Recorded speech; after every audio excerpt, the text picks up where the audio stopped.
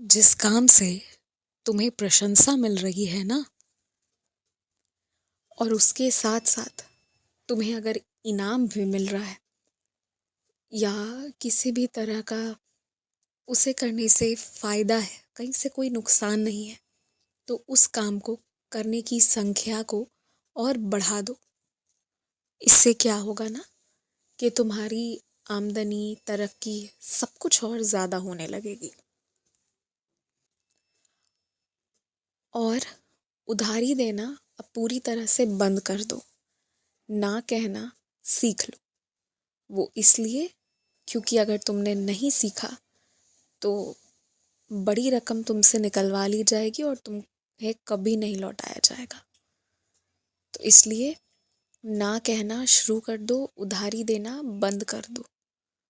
अगर तुम्हारे पास ज़्यादा है, तुम्हारे खर्चों के अलावा तुम्हें लगता है कि तुम दे सकते हो और देकर भूल सकते हो, कोई दिक्कत नहीं है, तो ज़रूर दो।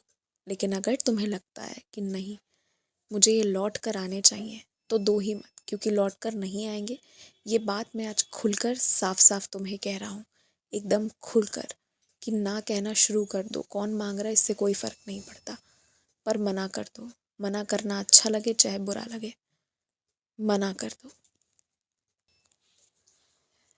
मैं अपनी बेटियों से ये कहना चाहूँगा कि जो बेटियों ने अपने कान की बालियों को बहुत वक्त से नहीं पहना हुआ है, उन्हें डर है कि ना पहनने की वजह से कहीं उनके कान जो है वो पुनः बंद ना हो जाएं, तो मैं स्मरण दिलाना चाहता हूँ, तुम्हें श्रृंगार का शौक है, तुम एक महिला हो, तुम कान की बाली हल्की वाली पहन सकती हो और तुम्हें पहनना भी चाहिए अगर मन है तो इसलिए पहन लो।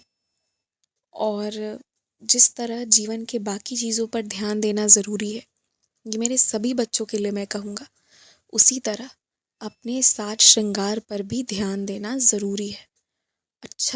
अच्छे से बालों में कंघी करके, अपने नाखूनों को काट के, साफ सुथरे धुले हुए कपड़े पहनकर, अच्छे से नहा धोकर तो प्रत्येक दिन रहना चाहिए।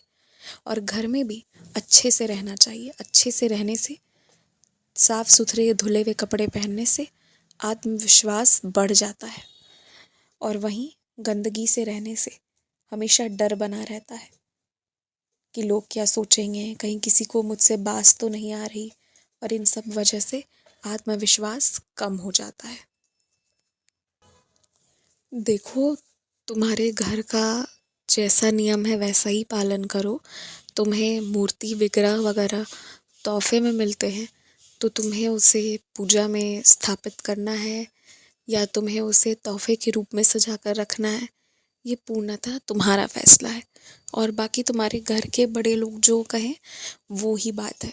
अगर किसी के मन में ये है कि एक ही भगवान का एक से ज़्यादा विग्रह नहीं रखना है, या किसी के मन में है कि चलो रख लेना है, कोई बात नहीं, तो ये सारे फैसले घर के बड़ों को लेने दो।